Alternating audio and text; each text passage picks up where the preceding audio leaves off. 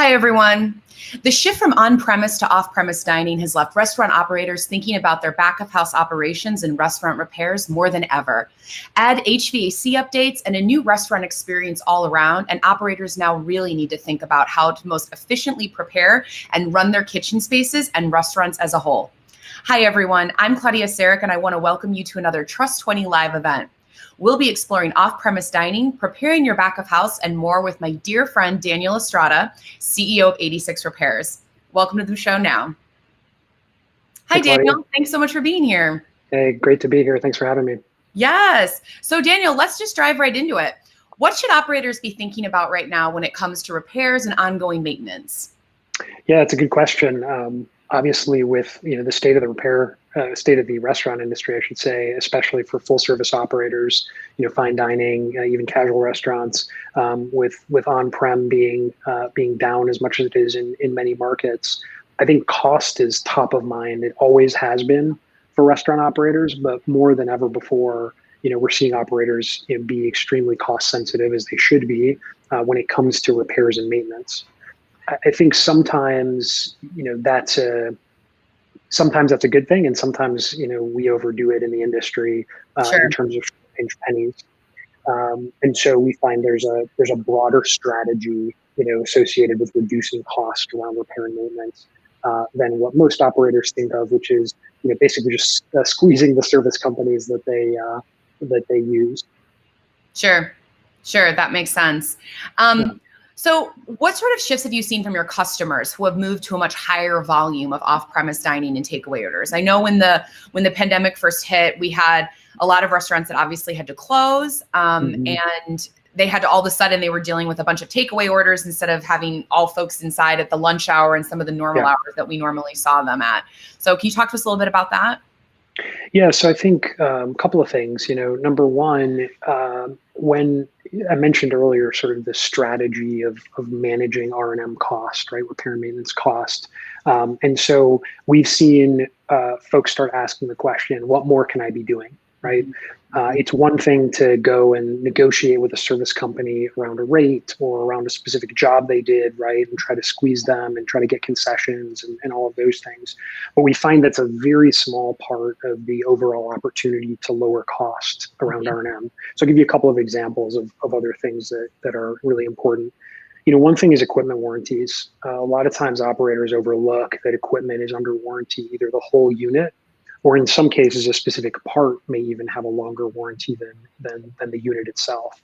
So if you think about, for example, a refrigeration unit, usually the compressor, which is what basically creates the cold air inside a refrigerator, that typically has a longer warranty. So you might only have a 3-year warranty on the fridge as a whole, but you might have a 5 or a 6-year warranty on a specific part.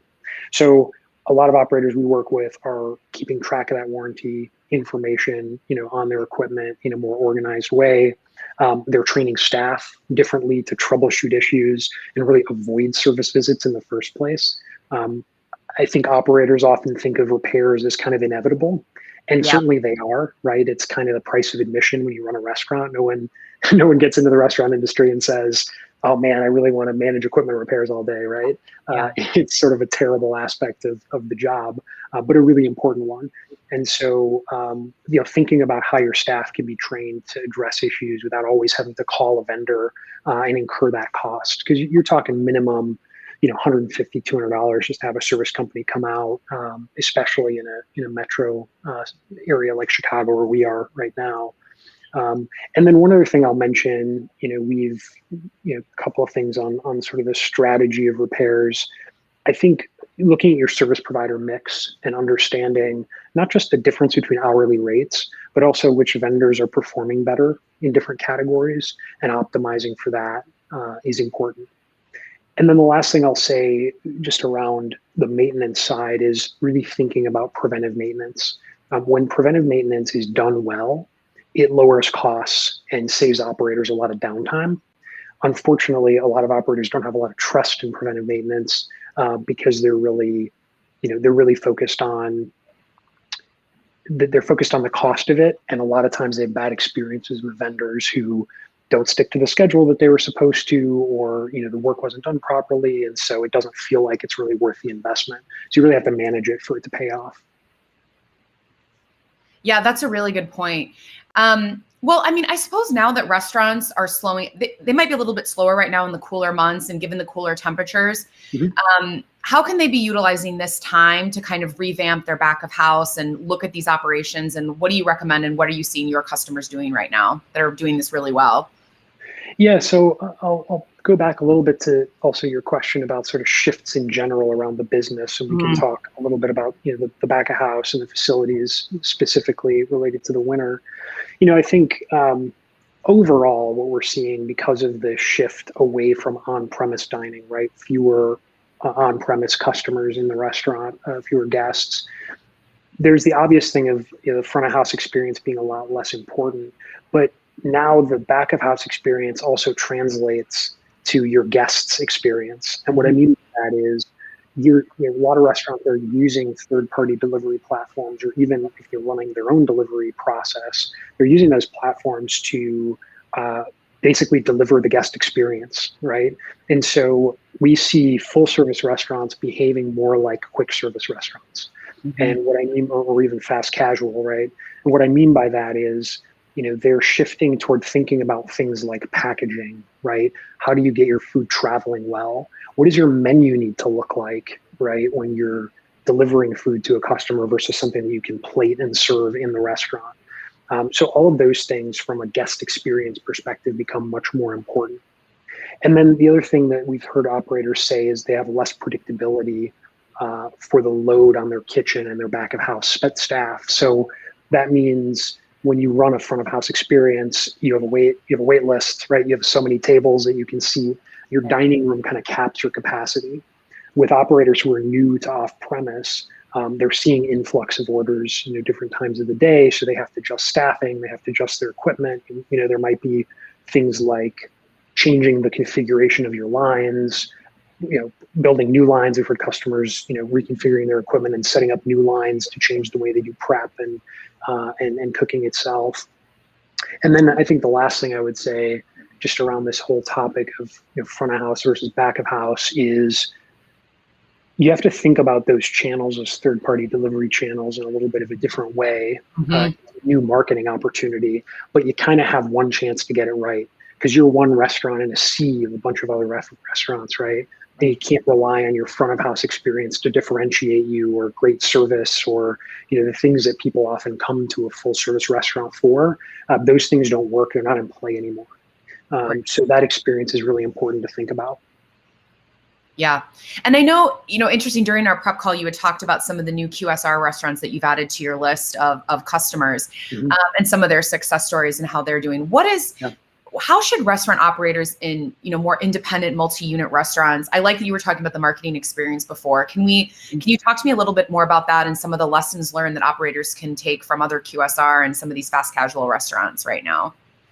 Yeah, I think it's a great question. I think, obviously I'm here, talking generally. Every business is going to be different, and operators need to look at their own, menu and operations and staffing and all those things.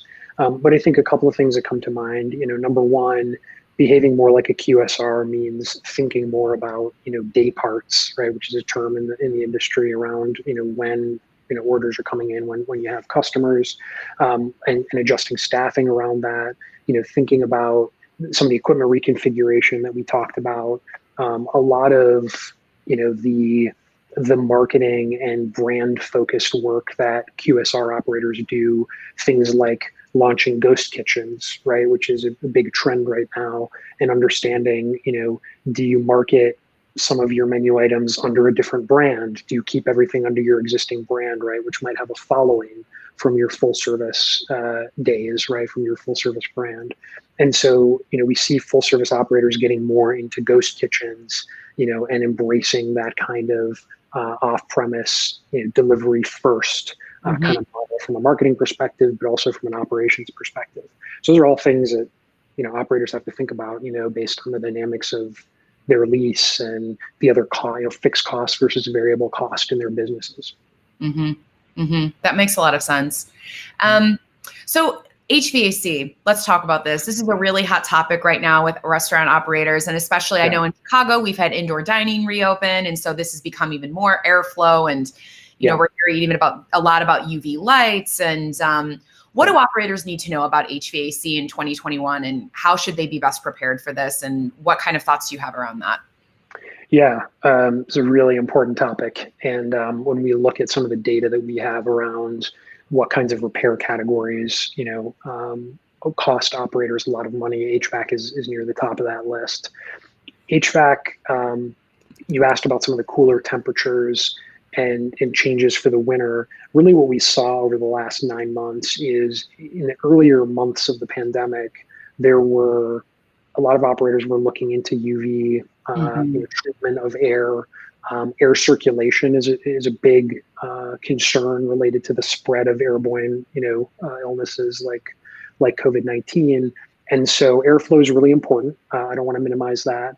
But I've seen operators kind of move away from this idea that they're going to kill virus particles in the air by installing these UV curtains or other systems to clean the air more effectively. Mm-hmm. That being said, HVAC is one of the areas that benefits the most from preventive maintenance. So good routine preventive maintenance on HVAC systems will keep them running longer. It will avoid downtime, which means your dining room is uninhabitable, right, in the winter or in the summer if it's too cold or too hot. Air circulation is critical, right? The pressure in the restaurant and how much air is being sucked out through your hood systems. So all of those things are really important from an HVAC perspective. But I would highly recommend if operators don't have a good preventive maintenance strategy around HVAC, that they implement one right away, because they'll save themselves a lot of headaches, a lot of downtime, and a lot of money. There's a clear payback in doing that work consistently. Mm-hmm. Mm-hmm. Really interesting. Thanks. Yeah.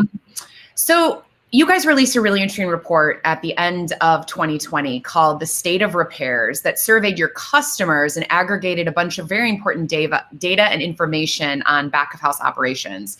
Can you share with us some of the trends that came out of that and what data points might be useful for operators to know as they think about some of their operations in 2021, what they can be looking at, based on some of your customer experiences and folks that you talked to one-on-one and that you interviewed with?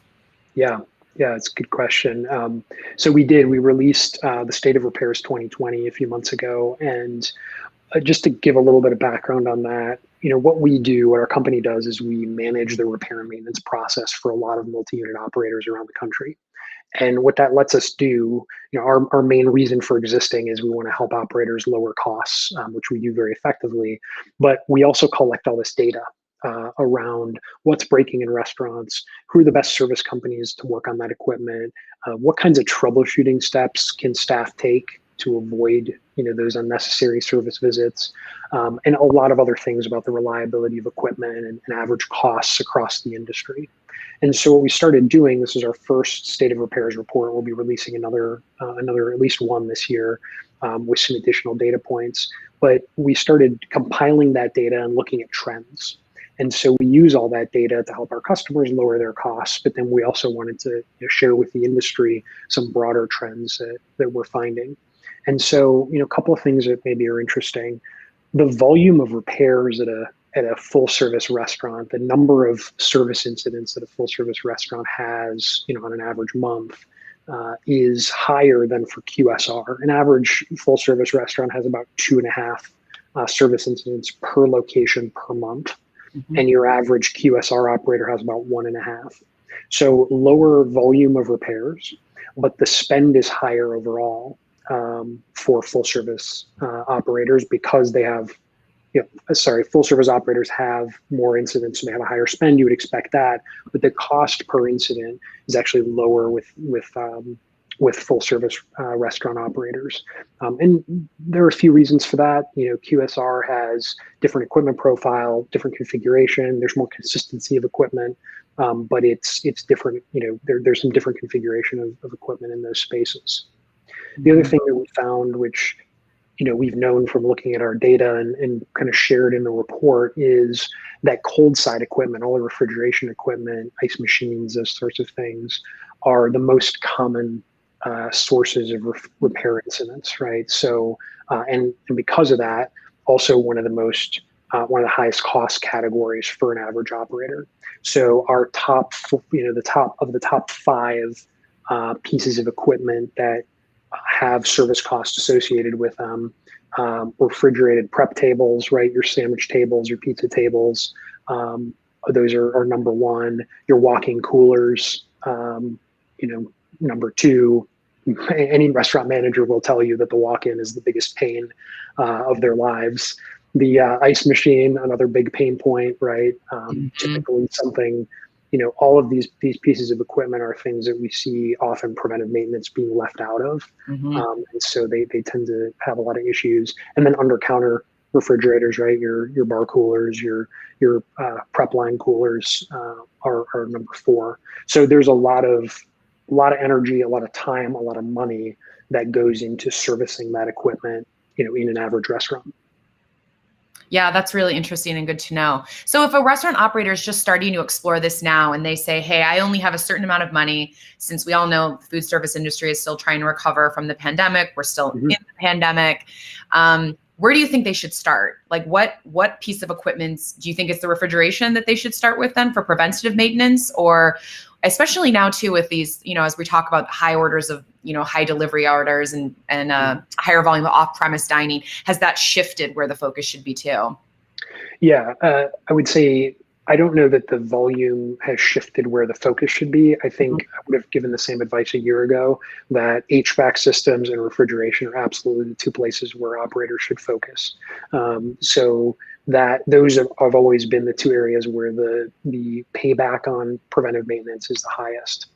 I will say that one thing we've seen, one dynamic we've seen with full service restaurants who are opening and closing restaurants during this time, it's really important that they think about some of those reopening checklists, right? And proper closure, right? And shutting down of that equipment. So, for example, draining water lines and some equipment is really important, especially if the heat's going to be off, in a restaurant during winter months. So your pipes don't freeze, lines and the equipment don't freeze. So we actually, on our website, which I saw you had linked there, 86repairs.com, we have a checklist. Basically, we call it our reopening guide, which gives operators a pretty detailed checklist of things to think about when they're reopening a restaurant. And there's also, on the closure side, we have a checklist of steps to, properly close down a kitchen. And that's really important during this time when, again, we have the peaks and valleys, unfortunately, of COVID wreaking some havoc on day-to-day operations. Yeah, that makes sense. And I know it's an unfortunate thing that a lot of operators are facing right now. We had a really good question come through the chat. How do you help restaurant owners train their staff? Yeah, so it's a great question. We've seen operators do a few different things.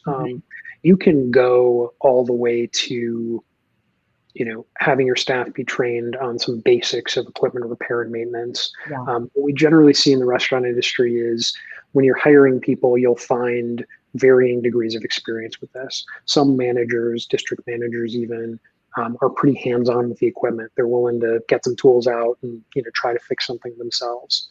That's less common in QSR, where you tend to have higher turnover of managers. You have staff who they're not career restaurant folks, and so they just don't have that experience. Right. So it really depends on kind of where you're starting from. We do have we have seen some operators go through the effort of training their staff. One thing that we found, that's pretty helpful for operators is to have some troubleshooting checklists for different equipment, right? Oftentimes there's this tribal knowledge inside the operation about, oh yeah, when our ice machine won't make ice, oftentimes it's just a matter of taking a blunt instrument, right, and cleaning out the harvester at the top of the machine to get that clogged ice out, to get the machine to start creating ice again. Things like that inside of the organization, you may have people who know those things. Building those into some guides and checklists for the team, and putting those in every location can be really helpful. Companies like ours help operators manage this on every single service incident. So that's another option is, if you want to get, help managing this and troubleshooting, I'd be remiss if I didn't mention, a service like 86 Repairs, but that training, can start with something small, like sharing those tips with the whole team. Yeah, that honestly reminds me of Trust 20's training too.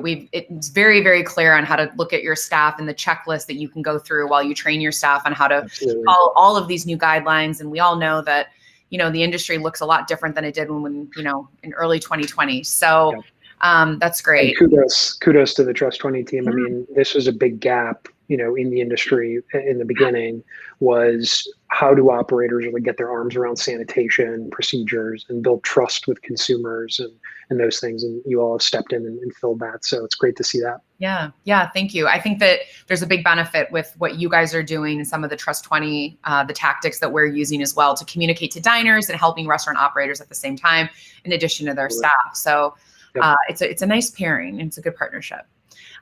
So Daniel, I always love to kind of wrap up here with the future, since I work for Relish Works and we're exploring the future of the food service industry.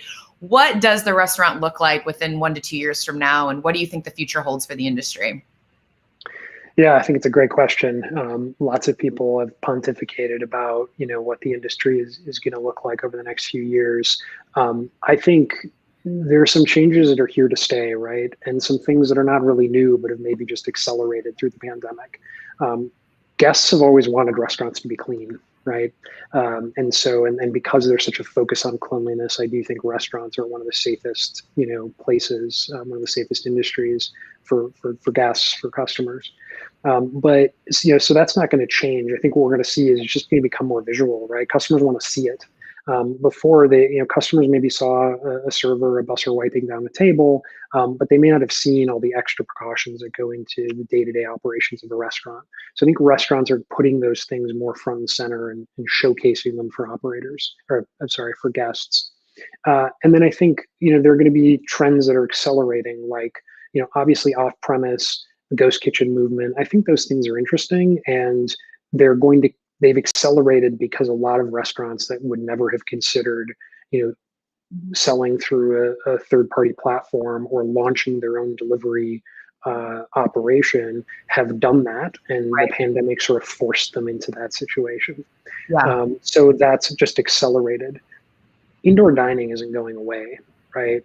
People I'm desperately looking forward to the day when I'm able to go out more regularly and spend time with friends and family, right, in restaurants, because restaurants have always been kind of this great gathering place for a lot of people. So I don't think that's going to go away. I think you'll see more operators stay in these other off-premise channels because they figured out how to do them. They figured out how to make them profitable. And again, some of these ghost kitchen trends, they're also figuring out how to get some of their popular menu items, even distributed through different brands, through different channels. And I think that's going to be really interesting to watch. Yeah, I agree. And I am very much looking forward to the summer months, especially in Chicago. We can see everyone outside, outdoor dining again, and hopefully most of us have been vaccinated by then, and we can keep calm and carry on. Exactly. Okay, so tell us where people can find you. Tell us where people can find all this information, and any other information you want to share with folks, and any resources.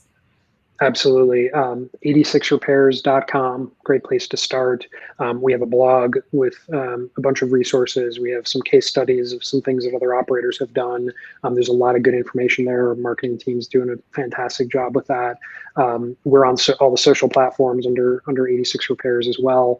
We are posting new content there all the time. So as we find tips, we write quite a few blog posts and articles about things operators can do differently in their day-to-day operations. That's a great place to find them. Perfect. And if you want to find more about Trust 20, you know where to go, trust20.co. Make sure you follow their social handles as well. Daniel, thank you so much for being here today and talking about this with us. This is such a great topic, and I love the fact that operators can be even more prepared now than ever, and that you guys are here to help them. So of course. Thanks for having me. Happy to do it. Thank you.